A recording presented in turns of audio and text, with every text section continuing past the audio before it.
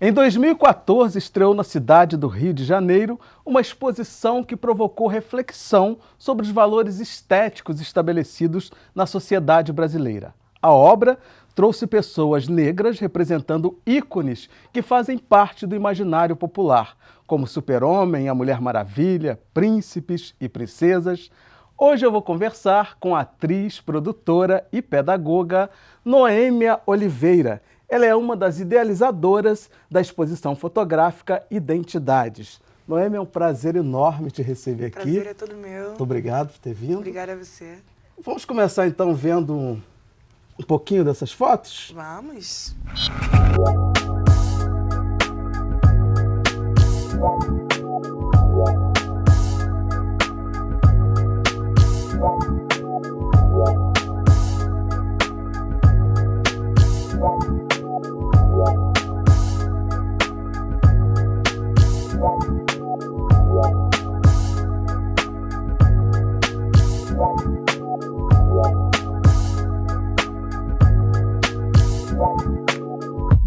E a gente pôde ver a resposta do público em relação à exposição, assim, a gente via mães, assim, eufóricas, falando assim, deixa eu fotografar, minha filha precisa ver isso.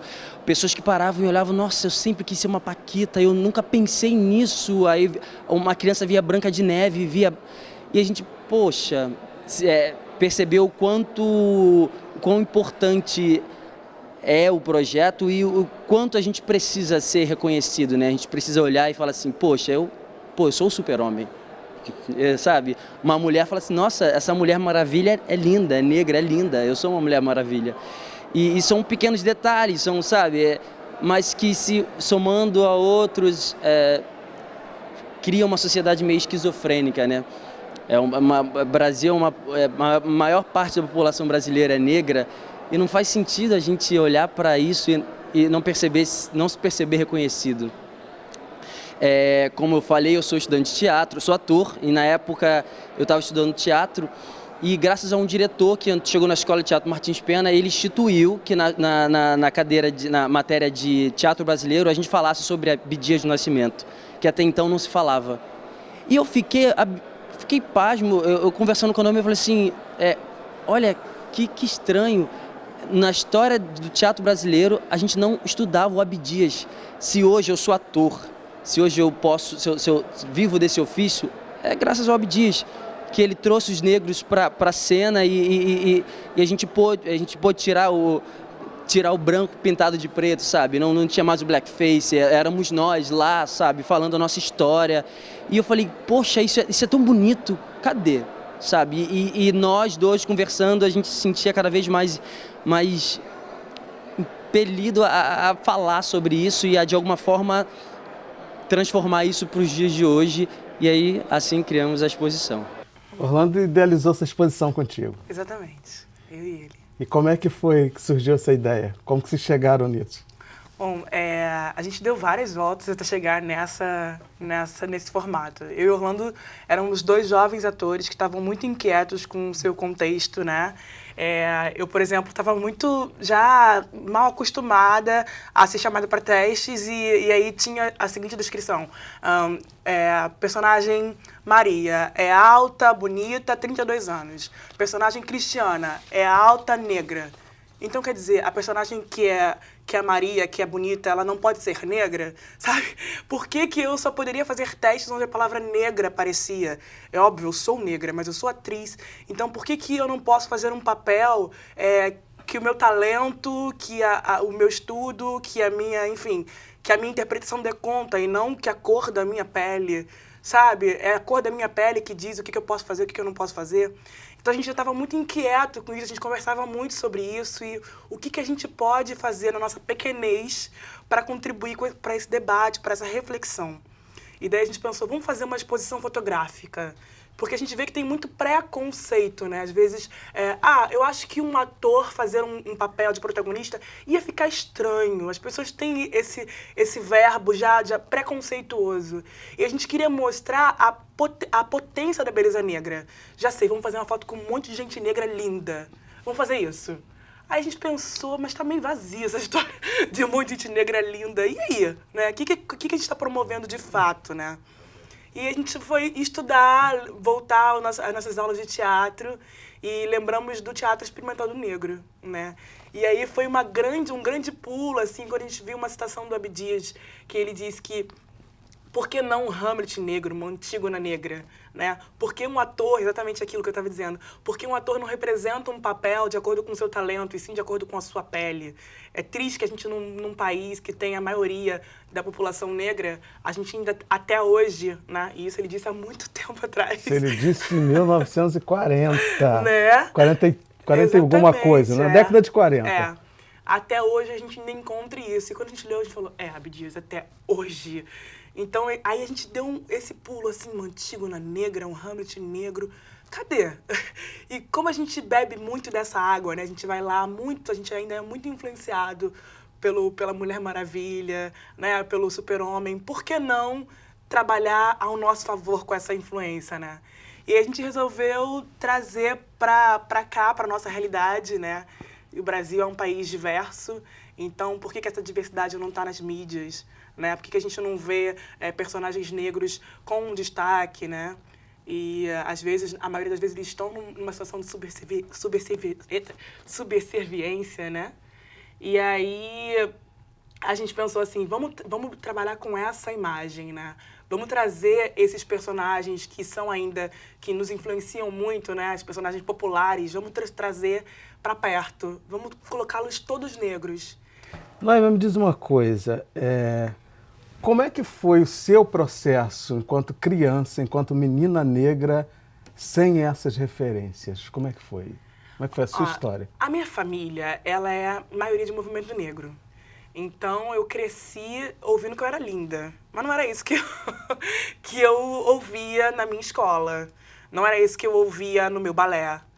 Não era, né? Então, o meu cabelo era um cabelo estranho, né? Um cabelo que, tá pro alto. Como é que vai fazer pra arrumar esse cabelo? Tá armado, né? Esse cabelo tá despenteada e tal. E aí eu ia pra casa, contava pra minha mãe, e a minha mãe sempre trabalhando a coisa da afirmação. Não, você é linda assim. O seu cabelo é bonito assim. Não precisa ser igual ao da coleguinha pra ser bonito. Seu cabelo, essa é a sua beleza. Então eu cresci num ambiente de muita afirmação mesmo da minha beleza. Que sorte a sua, né? Uma sorte Porque mesmo. infelizmente a maioria das crianças não tem essa oportunidade, né? Vocês falaram em Teatro Experimental do Negro, né? Então vamos ver um pouquinho dessa história.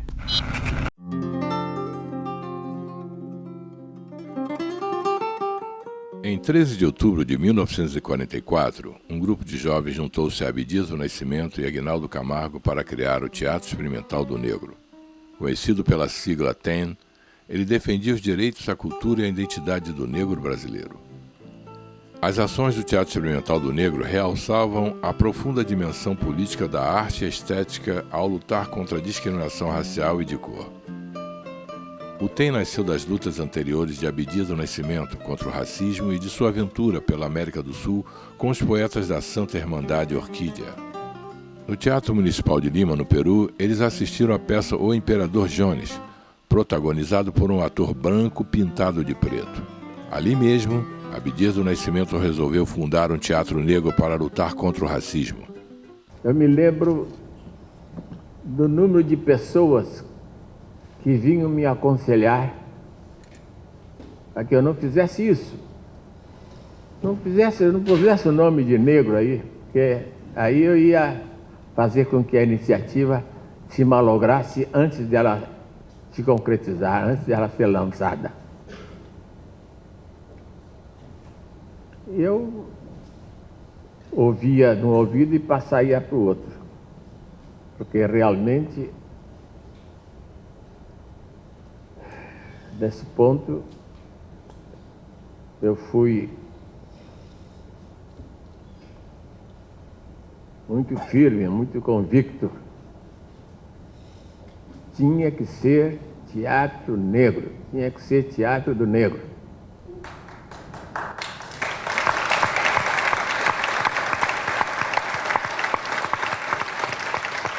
Composto de pessoas de origem humilde, o TEM teve como primeira tarefa a alfabetização e formação cultural dos seus atores. Muito mais que um grupo de encenação teatral, era um espaço de conscientização e tomada de posição política, de luta pelos direitos trabalhistas das empregadas domésticas e por políticas públicas de igualdade racial. Então, fico pensando, é incrível como as coisas se repetem, né? É verdade. Isso aqui foi nos anos 40, recentemente, esse ano, 2015, a gente teve uma polêmica com uma companhia de teatro em São Paulo, estava fazendo blackface, né? Atores brancos pintados de negros.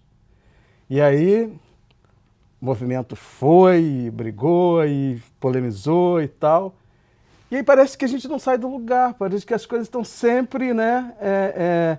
Aí eu te pergunto, é cansativo não poder ser só atriz, sabe? Você tem que ser uma atriz negra e o tempo todo você tem que estar se autoafirmando, tá a todo momento tendo que questionar e tendo que discutir essas questões? É muito cansativo, sim. E eu costumo dizer que a gente não resolve um problema que a gente não assume que tem.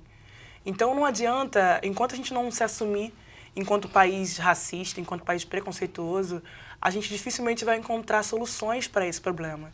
Então, eu acho que às vezes dói um pouco dizer sim, somos racistas, e as pessoas dizem, mas os negros, qual é a nossa raiz, de onde a gente veio, né? Então, será que são os negros, né? Então, a gente às vezes se... E o racismo é um problema de todos. De todos nós, né? Isso com certeza. E a gente está naquela modinha também de dizer, eu não preciso ser gay para levantar uma bandeira gay. Tem muita gente que precisa. Tem muita gente que só entende quais são as nossas dificuldades, quais são as limitações que a sociedade nos coloca se for negro, sabe? Tem gente que diz, Só os negros sabem a dor que é ser negro, eu acho né? que tem pessoas que são mais, como é que eu posso dizer, elevadas espiritualmente, não sei como é que eu posso dizer, que não precisam ser negras para entender, de fato, que o país é racista, sim, que a gente tem, sim, que enfrentar todos os dias isso, que às vezes é muito sutil, e esse é o pior, né? Porque aí é muito mais difícil de provar que ele existe mesmo. Mas, no modo geral, as pessoas não sabem de fato do que elas estão falando, né? Porque não é uma realidade delas. Então é muito fácil você banalizar uma situação. É cômodo, né? É cômodo. É muito cômodo. E também o racismo, a gente sabe que o racismo garante privilégios. E quem é privilegiado com racismo vai ignorar, porque para ele só está fazendo bem, né? Exatamente. Pois a gente vai ter que ir agora para um pequeno intervalo, daqui a pouquinho a gente continua esse papo. Então tá bom. Não saia daí, fique com a gente, que daqui a pouquinho a gente volta, rapidinho, tá bom?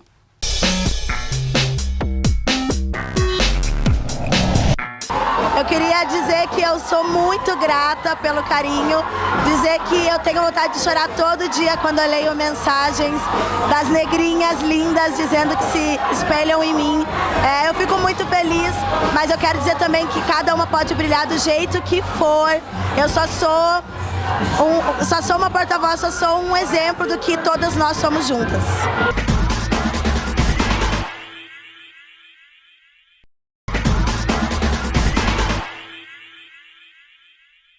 Hoje eu estou conversando sobre autoestima e identidade negra com a atriz, produtora e pedagoga Noêmia Oliveira, uma das idealizadoras da exposição fotográfica Identidades.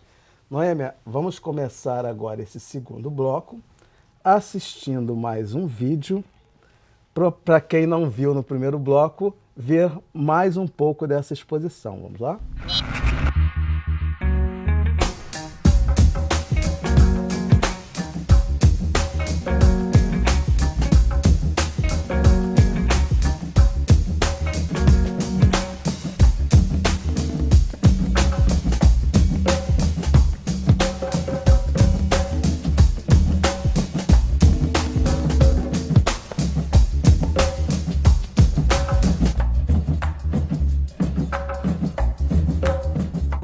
negros, representando figuras que são muito familiares para a gente, mas que nunca havíamos pensado em serem feitas por negros, nos faz refletir por que não. E eu acho que o porquê não é um ponto de partida, né, pra gente. Eu nunca tive, né? Eu não tinha esse Ciência Negra na TV. Não tinha os heróis. Ouvia muita piadinha, muita coisa. Teve vezes de chegar em casa querendo que minha mãe clareasse a pele, assim, com 6 anos, eu acho, 5 ou 6. Isso é forte, né? Eu penso muito nas crianças verem que você pode ser o que você quiser. Não só o estereótipo. E isso é importante, desde pequenininho, criando, né, na mentalidade lá no fundinho da criança, que ela pode ser o que ela quiser. Ela é negra como a madeira mais bonita do mundo. Negra com cabelo Black Power. Vocês já viram isso alguma vez? Não. E fica esquisito assim? Não. Fica lindo. Fica melhor. É o seu gosto. É você. Se você gosta de si mesmo, você é bonito. Vocês são bonitos e Se você não se gosta de si mesmo, você não é. Você precisa acreditar que você é. E se você é bonito por fora e feio por dentro, não faz diferença. De qualquer jeito, você vai ser feio por fora. As meninas disseram tudo, né? Ai, elas são meu orgulho. Agora me diz uma coisa, você é pedagoga. Sim. Enquanto pedagoga, essa falta de representação, né, positiva nos meios de comunicação, quais os danos que isso pode causar para uma criança? Olha, eu vejo que a gente está dando mensagens para a criança, né? Especialmente a televisão, que é a mais popular, né? Qual é o lugar dela? Então, a criança negra, quando ela liga a televisão e ela só vê alguém que se parece com ela, ou na cozinha, ou fazendo uma gracinha sem dente, sabe? Ou em situação de chacota, a gente está passando para essa criança, no crime, a gente está passando para essa criança, olha aqui quem parece com você, com quem você se identifica, olha quais os lugares que essas pessoas ocupam. Então, Você está dizendo, então, para ela que esse é o teu lugar. E é ali que ela se vê, bom, esse parece comigo. E isso me chama muito a atenção, assim, essa que fala aí no final é minha filhada. E ela uma vez falou pra mim assim, eu adoro essa novela da Helena, que a Thaís Araújo fez, a Helena do Manuel Carlos. Eu adoro essa novela da Helena. Aí eu falei, porque você não vê novela? Por que você gosta dessa novela?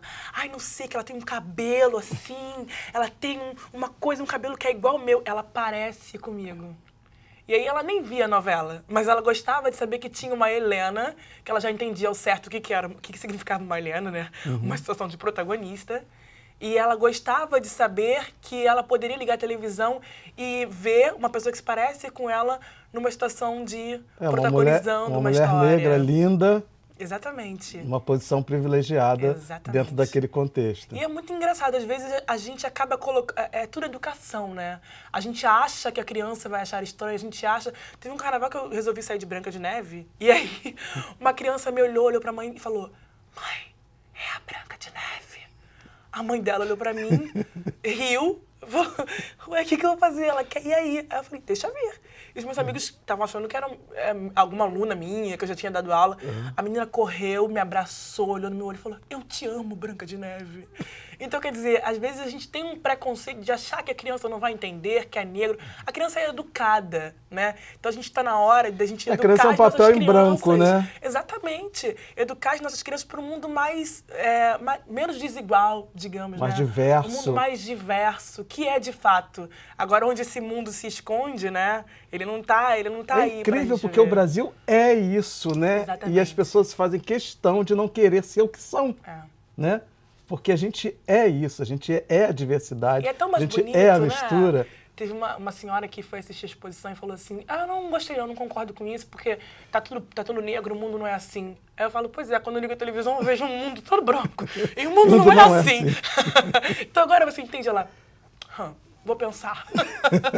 Que bom que Mas é isso. fez ela pensar, é isso né? que a gente quer mesmo, assim. É lógico que a gente tem as nossas verdades, mas a gente acha importante isso. Que muitas vezes você precisa dizer, né? Colocar até para fora o seu preconceito para que isso seja transformado. Então a gente está feliz de promover essa pequena reflexão. Nunca a pessoa vai mudar porque viu as fotos, né? Mas se ela parar para refletir um pouquinho e puder trocar com alguém, puder ouvir mais do que dizer, que às vezes é importante, né? A gente está feliz. Com certeza essa senhora parou para pensar. Tomara. Eu tenho um vídeo aqui que é uma fala muito em cima do que a gente está discutindo aqui hoje e de uma pessoa assim que foi extremamente importante dentro do movimento negro, foi uma das primeiras cabeleireiras a trabalhar com essa estética afro. Infelizmente não está mais entre nós, mas é uma fala linda e que eu gostaria que você assistisse.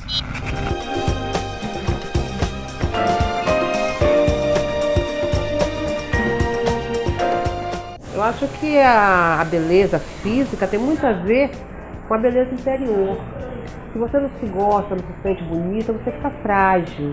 Você não acredita em você, não acredita no que faz. Eu acho que a beleza tem muita força. E aí é onde entra a autoestima, você gostar de você. E a gente começa não fazendo cabeça, cuidando do cabelo, né? Cuidando do visual, cuidando da autoestima. E automaticamente vem essa coisa de você penetrar, né, no interior. Muita gente que chega no salão triste, não olha na gente, nos olhos, olhando para baixo. E quando faz a outra pessoa feliz, rindo. Né? E até de me ligar depois, chegar em casa e me ligar para dizer que está feliz, que eu mudei a vida dela. Eu penso como? Fazendo cabelo, ela disse, mas durante que você estava fazendo meu cabelo, você passava umas coisas, conversava umas coisas, que era aquilo que eu estava precisando de ouvir. Então é uma coisa até natural minha, de ficar falando, sempre que eu estou trabalhando, e isso tem uma importância para a ciência, para as pessoas. E a educação que nós tivemos era para a gente não gostar da gente, o tempo todo fomos massacrados, sempre dizendo que o negro é feio, que não é inteligente. E quando a gente começa a ver que não é nada disso, começa a se gostar, se achar bonito, as coisas mudam. Dai presente. Fico até emocionado, que a fala dela, ela está mais viva do que nunca aqui entre nós, né? E a criança reproduziu uma fala para exatamente, né? Agora, é incrível como essa falta de visibilidade, ela faz com que as pessoas sofram, né? Muita gente linda e acredita que é feia, né? Isso faz com que as pessoas fiquem para baixo, oprimidas. É muito doloroso isso. Como que você já parou para pensar nesse aspecto? Assim, em algum momento você já parou para pensar sobre isso, de como que esse trabalho que você está fazendo, de quão grande é a importância desse trabalho?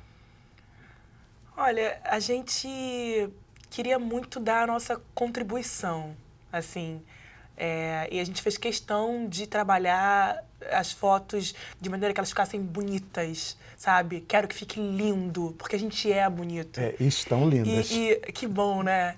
E quantas vezes a gente escutou, né, a nossa sociedade nos dá a mensagem de que o que é bonito? É uma pessoa bem, geralmente, a gente já pensa numa beleza, uma imagem bem distante do negro. Especialmente aqui no Brasil, né? Quando a gente fala em beleza, as pessoas têm uma tendência a pensar numa mulher alta, loira, dos olhos claros. E que mulher é essa? Né? Essa mulher é brasileira? É só essa mulher que representa a beleza? Então a gente fez questão de trazer a beleza para esse ensaio e transformar e contribuir para que o nosso olhar viciado, né, que tem outras referências de beleza, ele pudesse se expandir. Então você achou que ia ser estranho uma princesa negra? Tô te mostrando, olha como é bonito. Então a gente teve esse cuidado, assim. Que bom ouvir de você que tá dando certo. Com certeza. E esse estranhamento que algumas pessoas ainda têm, vocês presenciaram momentos assim durante a exposição aonde que ficava evidente esse estranhamento? Alguns momentos, assim. É engraçado que as pessoas vão para vários lugares, né? Teve um senhor que olhou e falou, não sou a favor das cotas. A gente não... a gente não tá falando especificamente disso. Mas que bom que você tá pensando sobre isso também, né? E a gente ficou um tempão conversando sobre cotas. Porque para ele foi nesse lugar. E essa senhora que falou, né, que achava estranho, algumas pessoas dizem que não acham bacana fazer coisas de negros para negros. Racismo ao contrário? Racismo, eu não consigo. Não aguento. Mas assim, em momento nenhum a gente está fechando esse leque. Não é uma exposição para negros, é uma exposição para que a gente pense a nossa sociedade brasileira. Então é para todos. Acho que não faria não teria o menor sentido fazer uma exposição de negros para negros. O que a gente quer com isso? Né? Então, pelo contrário, a exposição é para quem gosta de pensar. E tomara que seja todo mundo, né? Porque pensar nunca é demais. O engraçado que quando se faz um projeto desse, né, aí onde todos esses personagens eram negros, a gente ouve muito essa coisa, né, desse incômodo, as pessoas falarem, isso é racismo ao contrário, não acho isso bacana. Agora, a pergunta que eu faço, essas pessoas não conseguem também se incomodar de olhar cotidianamente e ver um programa de televisão e aonde todo mundo é branco e ver uma novela onde todos os personagens são brancos? Quer dizer, eu acho que é preciso parar para poder pensar sobre isso e ficar incomodado com isso. Com certeza. E aí não são os negros que têm que ficar incomodados, mas acho que todo mundo que defende a democracia, que defende a igualdade, que defende um espaço de oportunidade para todos, deve se incomodar. A gente fala tanto que a gente quer um país melhor, né? O que a gente faz para que isso aconteça de fato? Então, eu acho que ser a favor e lutar em prol da diversidade é um dos diversos caminhos que a gente pode trilhar para ter um Brasil melhor, né? E é só assim que a gente vai ter um Brasil melhor. Noêmia, muito obrigado. Obrigada a você. Obrigado por fazer da tua arte esse veículo de transformação, de questionamento. Muito obrigada. Obrigado por ter vindo. Uma honra estar aqui, viu? Obrigada mesmo. Obrigado. E você, se perdeu parte do programa, fica tranquila. É só entrar lá no www.tvalerj.tv que dá para ver tudinho. Agora, se você também quer assistir na íntegra os vídeos que foram exibidos aqui, www.cultne.com.br. Obrigado pela companhia e até o próximo encontro. Eu te espero.